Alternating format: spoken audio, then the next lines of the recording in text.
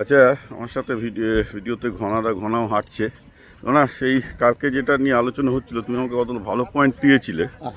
এখন খবর হচ্ছে এই যে এআই এর ফলে আমরা ক্লিয়ারলি দেখতে পাচ্ছি, আমি লোকজনকে বলি কি এআই এর ফলে কিন্তু ক্লিয়ারলি আমরা দেখতে পাচ্ছি যে শহরগুলো আস্তে আস্তে ডিপপুলেটেড হবে এবং গ্রামগুলোতে অর্থনীতি বাড়বে। আমি কারণটা বুঝিয়ে বলি।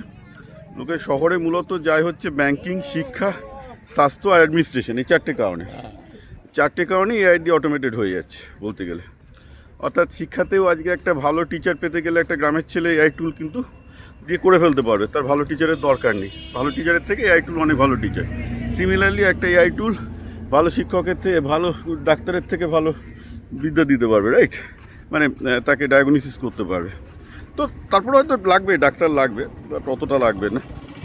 অ্যাডমিনিস্ট্রেটিভ কাজও ক্রমশ অটোমেটেড হয়ে যাচ্ছে, তাকে আর যেতে হবে না অফিসে, সব কিছু অটোমেট হয়ে যাচ্ছে। তো অবভিয়াসলি শহরে, এবং তারপর সফটওয়্যারের চাকরি শহরে যেগুলো মানে সার্ভিস বেস চাকরি, সবই অটোমেট হয়ে যাচ্ছে।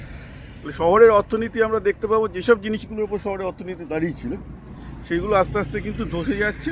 সুতরাং লোকজনকে গ্রামমুখী হতে হবে, অর্থাৎ গ্রামের যে অর্থনীতিগুলো ছিল, যেমন তোমার মানে কৃষিভিত্তিক শিল্প, সেগুলোর উপর আমরা কিন্তু দেখতে পাচ্ছি অনেক বেশি ইনোভেশন আসবে এবং অর্থনীতি বাড়বে। এটা আমার কথা নয় বাই দ্য ওয়ে, এটা সমস্ত রিপোর্টই বলছে। তো কারণ তুমি করিমপুরে থেকে তুমি কি দেখতে পাচ্ছ? তুমি কি দেখতে পাচ্ছ যে সেই দিকে এগোচ্ছে না অন্য কিছু দেখতে পাচ্ছ? আমি করিমপুর এবং মুর্শিদাবাদের জলঙ্গিত থাকি, সেই প্রত্যন্ত অঞ্চল থেকে যেটা অনুভব করছে, আমার এখন অনুভব হচ্ছে, যারা গ্রামগঞ্জ ছেড়ে মধ্যবিত্ত ফ্যামিলি, যারা চাষবাস করতো, যাদের ছোটোখাটো ব্যবসা ছিল, ছোটোখাটো কৃষিভিত্তিক শিল্প ছিল বাড়িতে, তারা না, তার আগে তুমি বলো যে ঘটনাগুলো যেটা দেখছো যে করিমপুর জলঙ্গি বাজারে আগে যারা ব্যাংকের কাজ করতে আসতো তাতে করতে হচ্ছে না, কারণ সেটা অটোমেট হয়ে গেছে, তারা গ্রামে থাকে। ওইটা তুমি খুব কালকে ভালো বলেছিলে, আমি এটা বোঝাতে যাচ্ছি যে আজকে একটা চাষি যখন তার একটা প্রত্যন্ত গ্রাম থেকে করিমপুর ব্যাংকে টাকা তুলতে আসছে, তখন সেই চাষিটা বা সেই ব্যবসায়ীর একটা ছেলে মেয়ের সঙ্গে আসছে, তাদের প্রতিদিনের যে একটা চাহিদা থাকে, বাজারে গিয়ে একটা ভালো মিষ্টি খাবো, একটা ভালো খেলনা কিনবো, একটা ভালো পোশাক কিনবো। এইবার ঘটনা হচ্ছে সেই প্রত্যন্ত গ্রামে ওয়াইফাই ব্যবস্থা আছে এবং অনলাইন টাকা তোলার ব্যবস্থা আছে, সেখানে টাকাটা তোলার পরে সে আর করিমপুরে আসছে না। এই যে করিমপুরের লোকাল বিজনেসম্যান যেগুলো, মিষ্টির দোকান, চুড়ির দোকান, তারপরে কাপড়ের দোকান, এদের বেচা কেনাটা কমে গেছে। অটোমেটিক মানুষ আসলে ওটা দুটো কিনবে সবাই, মানে বলছো যে যেহেতু অটোমেট হয়ে যাচ্ছে, ব্যাংকের কাজ করতে হচ্ছে না, অ্যাডমিনিস্ট্রেটিভ কাজ করতে হচ্ছে না, সেইভাবে না, এটা কলকাতার ক্ষেত্রেও হবে। এটা ঠিক সেইভাবে করিমপুরের লোকজন নলেজের জন্য বড় সিটিতে যেত, ডাক্তারের জন্য যেত, কোনো লয়ারের পরামর্শের জন্য যেত, সেটাও এআই এমনভাবে দিচ্ছে তাতে আমাদের নলেজ আর বড় সিটিতে নলেজ গ্যাপটা থাকছে না।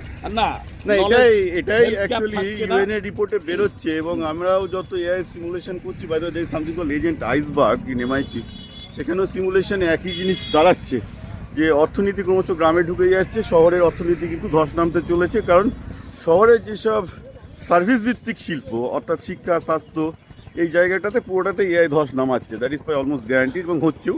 কারণ অলরেডি আমরা জানি যে ক্লডের যিনি চিফ সিকিউরিটি অফিসার, তিনি পরশুদিনই অ্যাকচুয়ালি রিজাইন করেছেন, বলছেন যে এটা একটা অ্যাপোক্লিপস হতে চলেছে, অর্থাৎ আইটি জব সম্পূর্ণ ধুয়ে মুছে যাবে, যেটা ক্লডের কোয়াক্স বার করার পর।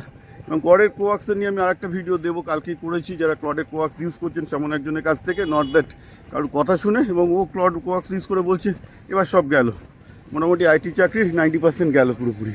তাহলে শহরের অর্থনীতি চলবে কী করে?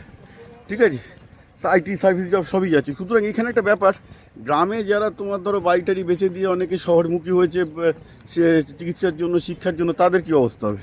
তো করিমপুর থেকে দেখি লোকজন দেখি সব বাড়ি বেঁচে শহরে বসে আছে, সেটাই আমাকে ভাবা। শহর তো আর এদেরকে অর্থনীতি দিতে পারবে না, খাওয়াতে পাওয়াতে পারবে না। আমার এখন একটাই ভাবনা যে